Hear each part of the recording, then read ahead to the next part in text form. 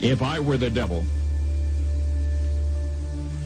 if I were the prince of darkness, I'd want to engulf the whole world in darkness, and I'd have a third of its real estate and 4/5 of its population, but I wouldn't be happy until I had seized the ripest apple on the tree, thee.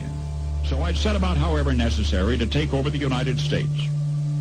I'd subvert the churches first. I'd begin with a campaign of whispers. With the wisdom of a serpent, I would whisper to you as I whispered to Eve, do as you please. To the young, I would whisper that the Bible is a myth. I would convince them that man created God instead of the other way around. I would confide that what's bad is good and what's good is square. And the old I would teach to pray after me, Our Father, which art in Washington.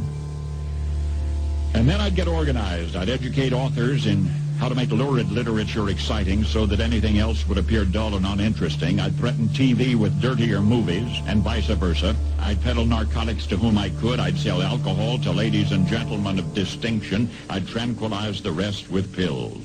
If I were the devil, I'd soon have families at war with themselves, churches at war with themselves, and nations at war with themselves, until each in its turn was consumed. And with promises of higher ratings, I'd have mesmerizing media fanning the flames. If I were the devil, I would encourage schools to refine young intellects, but neglect to discipline emotions. Just let those run wild. Until before you knew it, you'd have to have drug-sniffing dogs and metal detectors at every schoolhouse door. Within a decade, I'd have prisons overflowing. I'd have judges promoting pornography.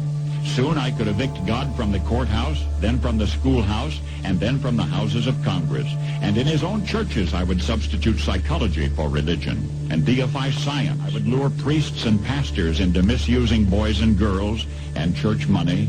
If I were the devil, I'd make the symbol of Easter an egg and the symbol of Christmas a bottle. If I were the devil, I'd take from those who have and give to those who wanted until I had killed the incentive of the ambitious. And what'll you bet? I couldn't get whole states to promote gambling as the way to get rich. I would caution against extremes in hard work, in patriotism, in moral conduct.